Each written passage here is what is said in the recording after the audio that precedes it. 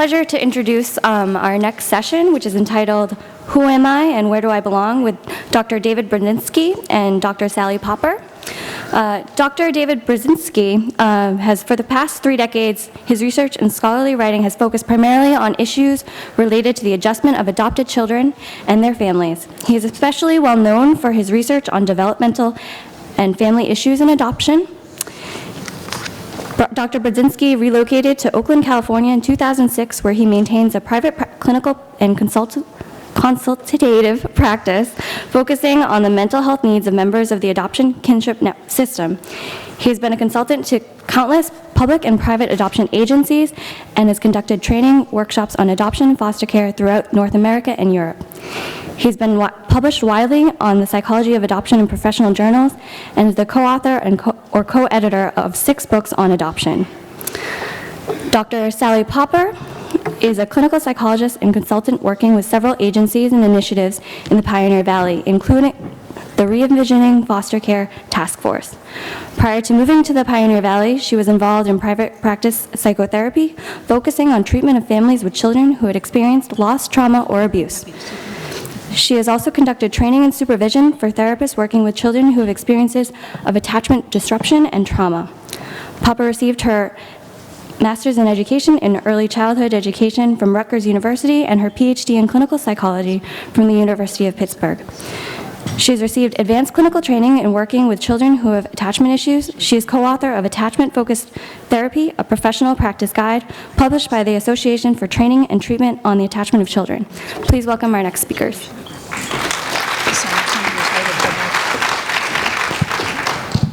Hi, is this on? Okay, good. We're going to talk today about working with adolescents clinically and about models that each of us have that are quite overlapping, using narrative forms of therapy with adolescents seeking to find their identity as adoptees and members of their various families. So we're going to just start with some slides on normative adolescent development and on the changes in adolescent development that you see in adopted children. We're going to go through these pretty quickly because it was really covered this morning to a large degree, and we're hoping to save our discussion for clinical topics. Because we were actually just chatting about the fact that there's very little talk about how to do clinical work with adopted adolescents, adopted children in general. There's certain models that you can get training in, but there's not a lot of interchange of ideas about working with children who've been adopted. So we're going to go ahead and talk about typical development, just to sort of think about, it's working, isn't it? Okay, good. To think about what are the changes you have to take into account? And then we're going to run through these same kind of changes as they are affected in adoption, so that we have these in mind as we think about clinical interventions. So we have rapid physical growth and increased interest in physical appearance. Rapid brain development, as we heard, and changes in the brain that may account for inconsistent emotional control, lapses of judgment, and moodiness. Emerging sexuality, always an exciting field for parents and therapists. Changing hormonal levels lead to increased development of secondary sex characteristics. And the incomplete brain development, lack of sexual experience during a time when you have increased sexual urges, can lead to inappropriate sexual behaviors. One of the really critical things is that these kids have developed abstract thinking. I know when I was in practice, I would tell people who had seen me when their kids were young, I'd say, you're probably going to be back when your kids are 11 or 12, because they start thinking about things in a whole new way. So they can think about alternative hypotheses. They begin to have metacognitive abilities to think about thinking, to think about other people's thinking, and to think about what that means. And they move away from absolute moral positions to more relativistic stances with frequent changes, as we know, if we've had teenagers. Also, all teenagers are really talking about identity. The abstract thinking can lead to questioning of parents or cultural values. They tend to think their experiences are unique, and you just wouldn't understand me because you're not me. And they have a hard time taking wisdom from others, especially adults. They have thoughts that it can't happen to me, with consequent increase in risk-taking behaviors in some of them. And new values and identities can be experimented with. They're also seeking independence, and they're less likely to see their parents as authorities. They're differentiating from their parents, from the cultural expectations they've grown up with. And they're searching for direction in life, with a self-image as an adult that leads to trials of different choices. This whole process leads to insecurity as they become more independent and are scared. I know when I was first working with adolescents, I had a background as a nursery school kindergarten teacher, and I was pretty intimidated by the thought of going onto an inpatient unit with teenagers until I realized these were 4-year-olds. They were using different words. They were much stronger, but they were doing the push me, pull you thing with I need you, get away. And so because they're insecure, they often have more focus on peer acceptance. So David's going to proceed with the changes that are linked to adoption. Good afternoon. This one's working okay? Okay. So the real question in working with teenagers from a clinical perspective is, as Sally was saying, not only having a foundation and understanding what is normative for teenagers, but what are some of the typical, not necessarily inevitable, but typical, common kinds of issues that come up vis-a-vis adoption that interact with some of the normative developmental changes, and how do some of those normative developmental changes impact on adoption-related issues. One of them, of course, is we move on to physical changes. This is a time, if you have teenagers, if you can remember adolescence yourself, it's a time when your physical appearance becomes something of great concern. You stand before the mirror, taking a half an hour to do your hair, worrying about the pimple on your face and so forth. But there's also part of what's going on here is teenagers who begin to ask questions in a way that younger kids, it's not that they never do, they less often do. And one of those questions is, where do these traits come from? Where do these physical traits come from? Who do I look like? Most of us growing up in our biological families can look at our parents and see some reflection of what we're going to look like. As I grew up, I looked at my father and increasingly realized this is what I'm going to be looking like as I get older. And frankly, this is what some of the issues that I may have to deal with from a medical perspective. And many of them came true. And if you were to look at a picture of me now, or see me now and look at a picture of my father, you'd see a tremendous resemblance. Adoptees don't have that benefit. And as they move into adolescence and begin to focus on the issues of self in a physical sense, some of these questions begin to come up in a much more conscious sort of way, as does the issue of fitting in. If I do not look like the people around me, and this is especially true in transracial placements, there is that sense of, do I really belong here? Not that that question is not asked in a way that usually means I don't want to be here. It's the sense of comfort or discomfort with being like others who are around you, who are rearing you, who are your quote-unquote family. And whereas they look at peers and they often see a reasonable degree of similarity in a sense that, that my friend fits into their family. So these physical changes trigger off issues that are clearly linked to adoption. As does the emerging sexuality, and oftentimes this becomes an issue for teens who begin to reflect upon, and this is in part due to their own increased cognitive ability, their own origins. They become more aware of the potential for what happened when they were conceived. It may have been an early unwanted pregnancy. It may have been sexuality expressed at a time when, even for themselves in this current age, most of society, and particularly parents, don't want you to be involved in sexuality. And it begins to express itself in some questions about their origins and what happened leading to the conception. I had a teenager once who had a very strong sense of identity, kind of a projective identity with her birth parent and began to rationalize her early sexuality and quite risk-taking types of sexual behavior along the lines of, well, if my birth mother did it, and why can't I do it? But I would do it differently. If I got pregnant, I would not place my child. And on some levels, there was almost an unkind, we see this in the literature, people talk about it in the literature, of teens sometimes who seek to become pregnant to undo the relinquishment that happened to them. I've seen that happen in the sense of children being consciously, teen girls being consciously aware of some of this going on. Sally mentioned abstract thinking, and it deepens the child's understanding of adoption. But it doesn't mean that they have necessarily a realistic understanding. Brief story just to highlight this. I worked with a 17-year-old many years ago who was a good kid, good student, good athlete, raised by a single mom, African-American family. All of a sudden, his academics were going down the drain. He was hanging out with the wrong kids. I got a call. And the bottom line is the following. He thought, he was 17, he thought when he turned 18 of legal age, he would no longer be adopted. He did not feel he could guarantee, that he had the guarantee that he would have a family, that his mom would help him through college. He also knew he did not know how to live on the streets. Although he grew up in Newark, he lived in a protective family.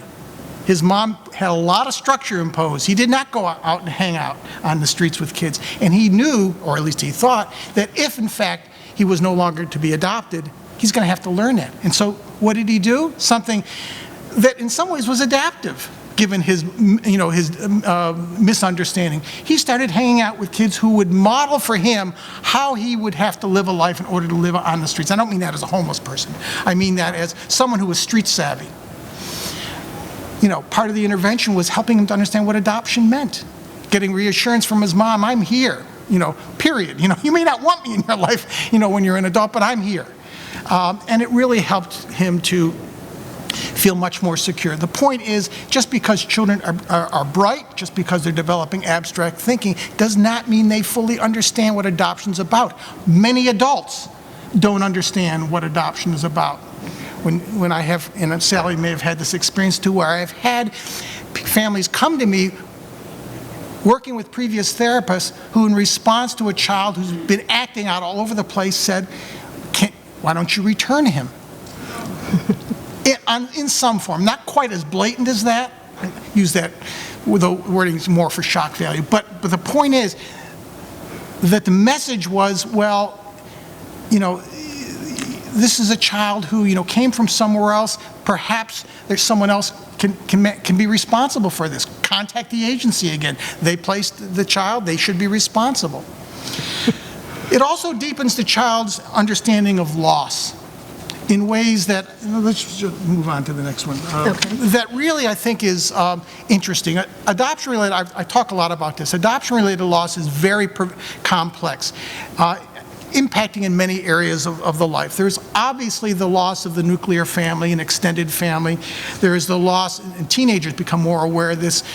British researcher named Sans coined the term genealogical bewilderment to help us to understand that for adoptees, there's this loss of a sense of being part of a family line. I am the legacy of my father and mother, who are the legacy of their parents, who are the legacy of their parents. In adoption, there's a cutoff, and the child often feels he doesn't really know where he fits in terms of his family genealogy.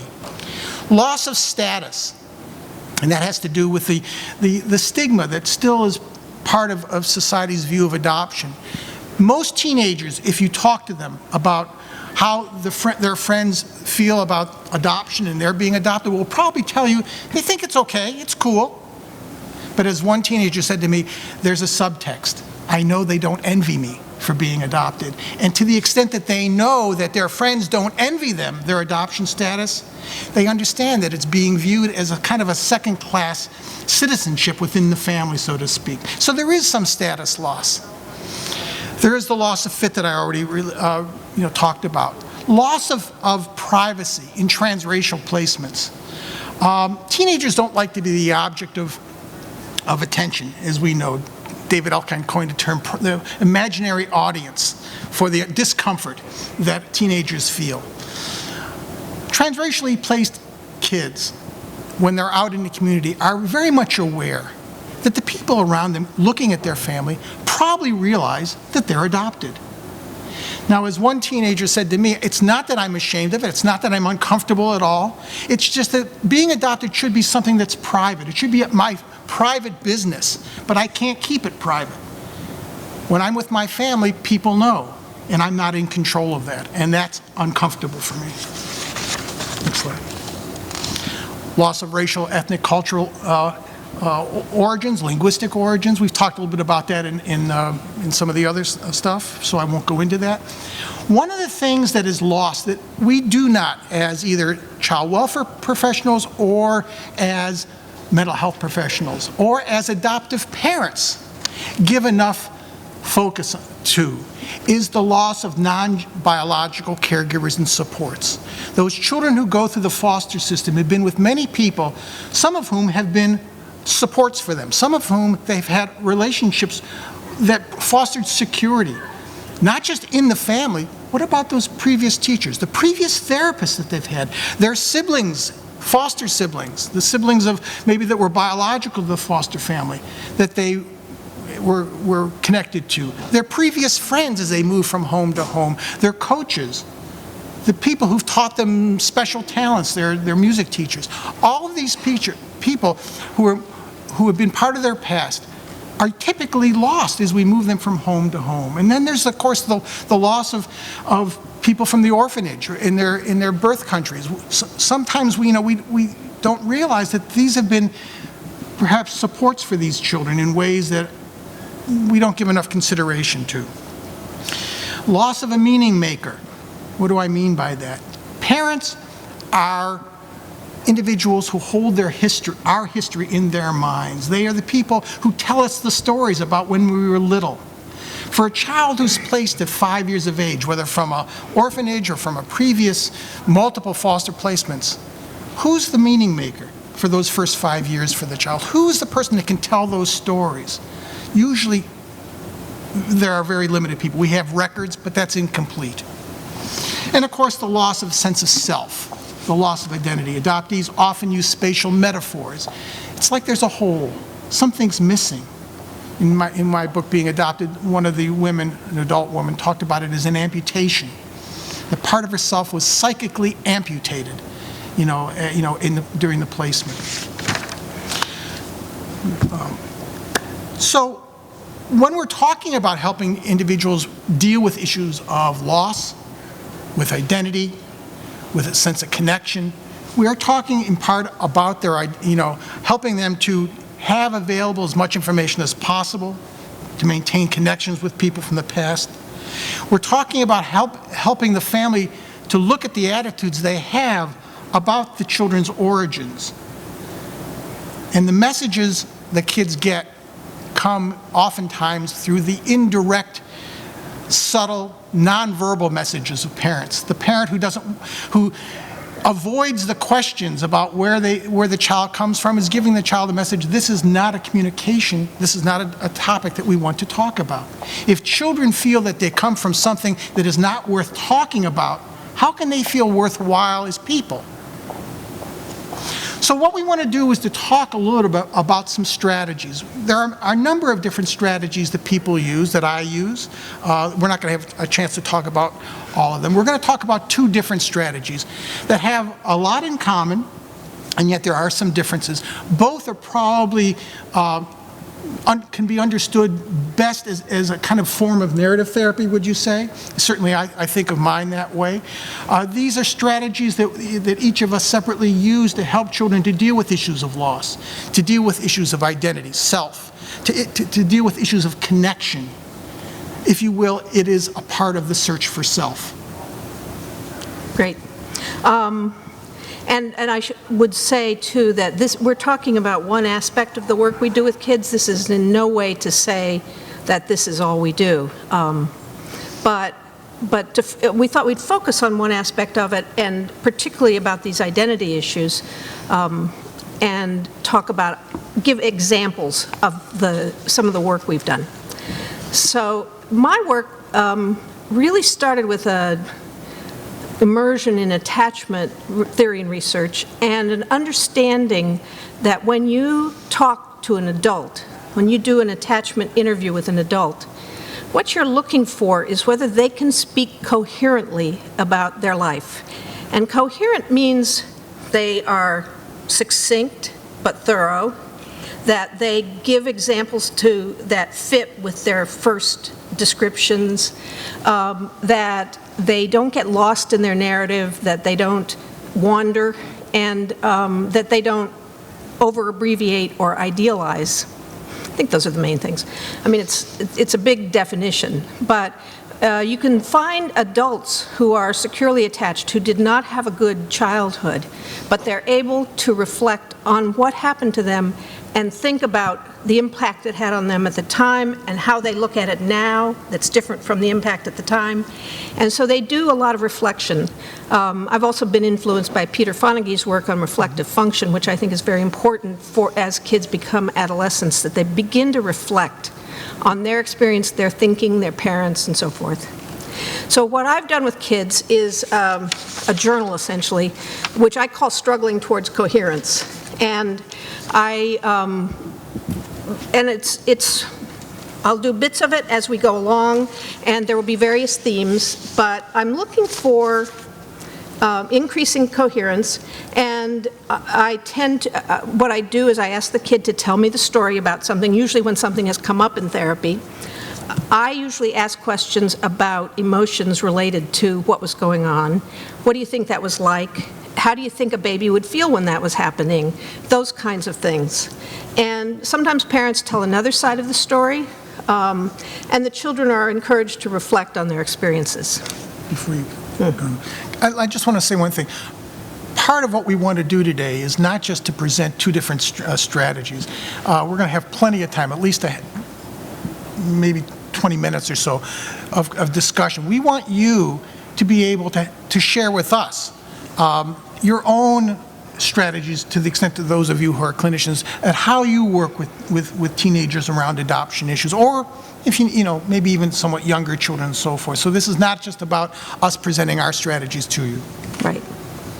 So I have, from a book that a young teen wrote, he was adopted at 12. These reflections are between about 13 and 15 and a half, 16. His thinking about his birth mother. And it goes through a pretty understandable progress. At one point early on, he told us that he knew he was loved by his mother because she never duct taped him. She duct taped all the siblings, and so she could sleep during the day because she worked all night. And that was her practical solution. But he was not duct taped. So this was his initial vision of what love is. But he was also her favorite, and that was a very important spot for him. We suspected early on that there had been some abuse by Mom, but he was not talking about it. So I'm going to read you just little squibs of what he said about his mother at various points. So this is starting when he was about 13, and he said, "My mom promised that she would always love me and take care of me. But then that promise accidentally, not purposely, but accidentally got broken." And these are his exact words. "But then we got taken away. For some reason, I don't know why, she didn't like my brother. We got taken away because she was hitting him. She wasn't hitting me. She was always there to take care of me and the other sibs." So this is pretty idealizing. Later that same month, he said, "It kind of feels like I should live with the people I'm related to by birth, or if they're my foster parents. So when I start thinking about my birth dad, I think I should live with him. When I start thinking about my mom, I know I can't live with her, but I do want to. She wants me to, but I can't, because the court said. Mom is the one I really think I should live with. My mom and dad did it. They beat on my brother and sister. The judge thought it was bad. I thought it was bad too, but I still love my mom. I couldn't go back because the court said. That was kind of the only reason." She signed a paper saying she wouldn't take me back. That didn't hurt my feelings because I knew she had to because the court already said it. I think she wanted to keep me. She said it was okay for me to be adopted by someone else. I'll be able to visit her when I'm 18, but that's a long time. So now 2 months later, he's saying, I used to always say it was my sister's fault that we got taken away because she's the one who told the teachers. Now I think it's not her fault because I've looked back and seen now that it's really my mom's fault for hitting her and my brother. I feel happy and I know it's really not her fault. It was really my mom's fault. It makes me feel bad, not really bad, but sad that she made that choice. I loved her so much. So he's beginning to question what's going on, and another month later he said, my mom beating my brother and sister makes me mad, and I'm sad that she did this. If she didn't do this, she wouldn't have lost us. I don't know how that fits with loving my mom. You can love somebody that hurts you. So, you know, he's really developing some thinking about this. And then 4 months later, he's saying, Mom was nice. She loved me. I could feel it. I can't think of any examples of her being nice or loving me. She would grab people by the hair. She spanked us with 2x4s and wiffle ball bats. She did that to all of us, except she didn't do the taping to me. And 6 months later, he's saying, Mom would beat us if we didn't tell the truth, but she didn't always tell the truth either. She would make promises she didn't keep, like when she said she wouldn't give up her rights to me. She didn't really work hard at trying to keep me. And 9 months later, probably my mom was the first person to teach me not to trust. He says, I was scared of my own mom, and a little kid needs a mom he can trust and is safe. Now, I suspect those words came out from my questions, but those were his words. And 4 months later than that, he says, she was my mom, and I know she loved me. I just knew it. She was mostly there for me. I miss her. I miss her being with me. I'm not used to being without her. 8 months further on, my mom hurt me. When I was about 3, she molested me. I am sure of it, but sometimes the memories come back and sometimes the memories are gone. I accidentally went into the bathroom and she was taking a shower. She asked me to come in the shower and she told me to touch her private parts. I kind of didn't want to do it, but I was only 3 and I was curious. She made me touch her, and I think I was in the shower doing that for a half hour or an hour. First I was curious, but then after a little bit I started getting scared, because before that I had seen my mom and stepfather doing what I was doing. And at first I was curious, and after a little while I started getting afraid. I didn't say no, I think I was afraid to. Now, another year later, he's really reflecting on this, and he says, the reason I was so loyal to my mom was because I didn't want anyone to know what she did. I hate making people feel bad, or I hate getting someone else in trouble, even though I do it a lot. I feel really bad on the inside, and he did it a lot. I didn't want to be with anyone strange or anyone was going to hurt me really bad. And I did think that my mom would suddenly appear and hurt me if I told anyone that she molested me. Even if someone hurts you, I don't think you can stop loving who they were before they did that. And finally, he said, it's really messed up my life. This is another 7 months later. I really didn't have any friends, and the friends I had were really mean. Then every school I went to, I was considered the bad kid. I was alone. In this family, I feel like I'm a bad kid alone and that no one is going to be my friend. This is his adoptive family. I could have had the best childhood anybody could have had if that could not have happened. I would have just been dealing with being taken away from my mom, and that would have changed my life. I could have had the best childhood. The reason I can't trust is what my mom did, like sign away her rights. So obviously he's not resolved, but there's a real progress toward an ability to think about the whole picture and to recognize that he can have very conflicting feelings and they can be part of who he is. So I'm going to let David go ahead. I think one of the things you're going to see in a second that the strategy I use is a variation of what Sally is doing. And one of the nice things about these strategies is that, it provides another way of looking at progress in children's, in children over the course of time. We look at objective things like, decrease in the number of aggressive acts or increased school performance and so forth. But this gives us a window to the internal life, to the ability to resolve issues internally. And you see, you'll see in mine a growing tolerance for the views about the birth mother. Here you see, a movement, a way of experiencing responsibility for the past, but being able to deal with, the hurt, in a more, in a way that is probably reflects better coping, if you will. So these are interesting techniques, I think, to also help to gauge the inner life of the child. So what I'm going to be talking about is a written role play exercise. I've written about it to some extent in the past. A number of years ago, maybe 20 years ago at this point, I attended a CE course, to deal with using journaling techniques with teenagers. And much had been written about using journaling techniques before, and I had never used them before. And this was a way of helping me to figure out how I was going to integrate it into my work. And I started doing that. But I realized that something was missing in just assigning a task of keeping a journal about different aspects of a child's life, even if it was going to be about adoption. So at one point, I experimented with having the individual, not only, the assignment was the following: choose someone, from your past. Typically, birth family member. And very often it was the birth mom, but sometimes it was the dad, sometimes it was a sibling, sometimes these were individuals who were unknown, sometimes vaguely remembered, sometimes they've had some contact over the years. Write a letter to this person. Write whatever you want. Share whatever you want. Ask whatever questions you want.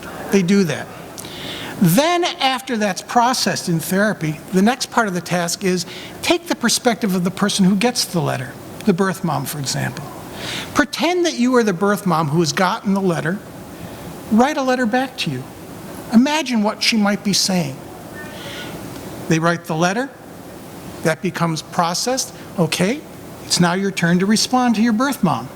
And so we have what I call a correspondence with the self. Reflecting, if you will, the child's thoughts, feelings, hopes, belief, expectations, vis-a-vis contact with, communication with this person. And I would say usually it's a birth family, a birth parent, but again, not always. I'm going to share with you two different sets of letters. The first is a girl who I call Lori. She's 16 years old. She was referred for some issues of depression and issues of oppositionalism and so forth. Raised in a two-parent family. Having a lot of problems with both parents, but real serious problems with the dad, who was kind of a cold fish. Mom, history of a good relationship, but as adolescents approach the challenges of normative adolescence that we've heard about, challenged the mother, and they started growing apart. So she came into therapy, and as part of this, I introduced this idea, and she actually kept a diary, so she took to this quite easily. And she writes to her birth mom, and she says, Dear, I don't know what to call you. It's really strange writing this letter. I don't know you and you don't know me, but I am part of you and you are part of me. I have so many questions to ask. Why did you give me up? I guess it must have been for a good reason. I think about seeing you, but I'm afraid that you don't want to see me. I think about you all the time, like what you look like and what you like to do. I like to cook and wear weird clothes. Do you? I don't feel like I'm like anyone here. I mean, my adoptive parents, I guess they're okay, but they're not like me. I can't relate to them. I miss you and want to see you. Please write to me. Love, Lori, with a question mark, meaning she doesn't know her last name, her biological name, your daughter. A few weeks later, after writing this and after we talked a little bit about it, she writes the following letter as her birth mother, taking the role of the birth mother. Dear Lori, what a wonderful surprise! Exclamation, exclamation, exclamation, exclamation. First thing, obviously, she hopes, I'm not sure expects, but hopes that she would be well received. That's not always the response of the people who are writing this. So sometimes kids will write back as the birth mother, I got your letter and I don't think there's much that we have to talk about. Please don't write me back. And this is what they're telling themselves that the birth parent would say. So she starts off with a wonderful surprise with multiple exclamations. After all of these years, and now I found you, or at least I've heard from you. I'm so glad you wrote. I think about you too.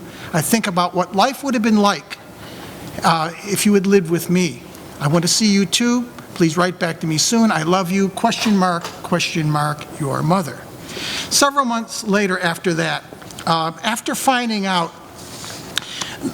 what her birth name was, her biological parents had received records from the agency and written in, and she had never known about this part, but during the course of therapy, the adoptive parents shared this with her, that in the margin of some of the documents was a name written in pencil. No explanation of who that was.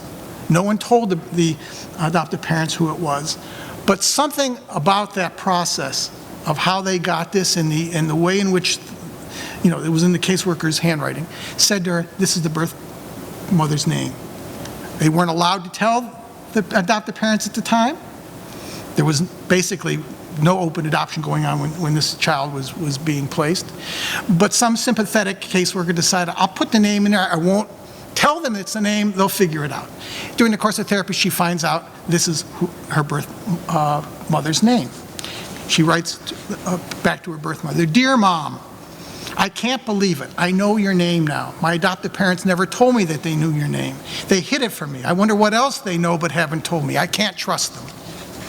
I have a name now, my own name. I feel like it's me, like I know about who I am, or at least part of who I am. I'm glad that you thought of me all of these years. It makes me feel like you wanted me. I still don't understand what happened, though. I get confused when I think about it. You must have had a good reason not to care for your own daughter. I guess you were too young or something. Tell me about yourself in your next letter. I love you, Lori. And she responds, telling herself the following. Dear Lori, I am so glad that you found out who I am. That makes me more real to you. Don't be too angry at your parents, she tells herself. Then she qualifies, your adoptive parents. They probably thought it was best to hide my name from you, like maybe you would want to come and look for me or something. I was too young to take care of you, and I was only a teenager myself. And at this point, this is in her mind. Turns out later on when they were able to make contact, it was the typical story. She was a teenager and no one to help her to care for a baby. So, this was the fantasy at the time, and the fantasy in this case was the reality. She says, I was a teenager myself. I wasn't married and no one could help me. I didn't want to do it, but everyone said it would be the best thing for you. Please understand. Maybe you could come and visit me soon. What do you think? Love, Mom. And then about 7 months later, just prior to termination of therapy, she writes the following. And listen, not only in that last letter, do you see some tolerance for her parents and some sense of understanding, even if she was angry at them. Listen for the tolerance here. Dear Claire, she writes, her mom's first name. Well, obviously I've changed it, but now it's no longer Dear Mom. At this stage, she's thinking of her as extended family and not someone as her mother per se, because as you'll see, she's reconnected with her adoptive mother. She has her mother back. She writes, Dear Claire, it's been a while since I wrote to you. Many things have changed. I'm planning to look for you soon. My parents have agreed to help me. They've called the doctor in North Carolina who delivered me, and he said he might help us. I guess I may never know the answer. Listen to that. I guess I may never know the answer to my question, why it happened. Maybe there isn't an answer. She would never have been able to say that before, with this kind of, yes, they're growing in their relativistic thinking, but too often they're very absolutistic, still in the way they think. In her case, there had to be a single answer to it. And the idea that maybe there isn't an answer that she's going to be able to say, oh, well, of course that makes sense. She says, maybe there isn't an answer. I'm still confused. I still can't stand my father. He makes me sick sometimes, but I like my mother. Don't be mad at me. She'll never be my real mother. You always will be, I know that. But I can talk to her, and that helps. Things are better at school. My grades are okay. I can't wait to finish, though. I don't really like school. I don't like the rules and people telling you to do this and to do that. But I can stand it for another year. Don't be surprised if you get a call from me soon. Well, maybe not too soon. It may take a while for me to find you. I just hope we can. And I only hope that you want to see me. But even if you don't, I'll be able to handle it. At least I know where you are and that you really exist. Love, Lori. This is a shorter one. Let me just read this quickly. There's a couple of things in there that I think are very poignant. This is a 17-year-old woman, young woman, Korean adoptee, placed at 8 months. She lives with her adoptive parents and a 10-year-old sister who was also adopted into the family. And she writes, "Dear," and she leaves that blank, "I feel hesitant writing to you. I don't know if you want to get this letter. I don't even know whether you think about me. I hope you do. Even though I don't know you, you've been part of my life." A similar theme as before. "You've been part of my life forever. I've often thought about who you are, what you look like, what happened, what made you give me up for adoption. That's the hardest part, not knowing. It's what I need to know." She writes back to herself, "Dear Sarah, I received your letter today and was very excited. I'm so glad you wrote. In my heart, you've never left me. I've kept you there. I don't want to upset your family, your life with your family, but I would like to know you and maybe sometime meet you. Write to me." A while later, she writes back again to her birth mother. She writes, "I feel so funny thinking about the fact that you've thought about me all of these years." This is thinking about someone else's thoughts that young kids don't do, but teenagers do. I feel so funny thinking about the fact that you've thought about me all of these years, just like I've been doing. There must have been times when we thought of each other almost at the same time. And yet, we don't know each other. Soon I'll be 18 and I think I want to meet you. Mom and Dad will help. That's never been a problem. They know that I think about you a lot. I talk to them about it sometimes. I only hope that I can find you. I'll be thinking about you." She writes back, "When I received your letter, it made me realize that you're older today than I was when you were born. We miss so much not knowing each other. I guess you've had a good life with your family. I also just thought, even if we meet, how can we talk and understand each other? You don't speak Korean, and I don't speak English. That upsets me, not being able to understand you, my daughter." So, again, both of these techniques are, I think, on both of our parts, efforts to help young people, and I've used this mostly with teenagers and young adults. I've tried it with younger kids, 8, 9 years of age. Not too often very successful, but every once in a while you get someone who's more interested in writing. It can be a useful technique. I usually do more life book work with younger kids or therapeutic rituals. But these are interesting narrative techniques of helping kids to explore their inner life, their thoughts, their feelings, their hopes, to hopefully resolve some of the difficulties that they've encountered vis-a-vis adoption, either that they remember or that they think about and imagine about. And as we both have emphasized, it's a way of trying to understand who you are in the context of not only where you are now, but where you come from or where you imagine coming from. So let's throw this out. Any reactions, any thoughts you have, any willingness to share your own techniques? I wanted to make one comment first about the language issue. I think there's a reason we call it our mother tongue. I think language provides part of the holding environment of a child, and when they move to another country, that's a big loss. Even though they seem to quickly pick up the new language and so forth, I do think that's an unexplored area of adopted kids' identity development.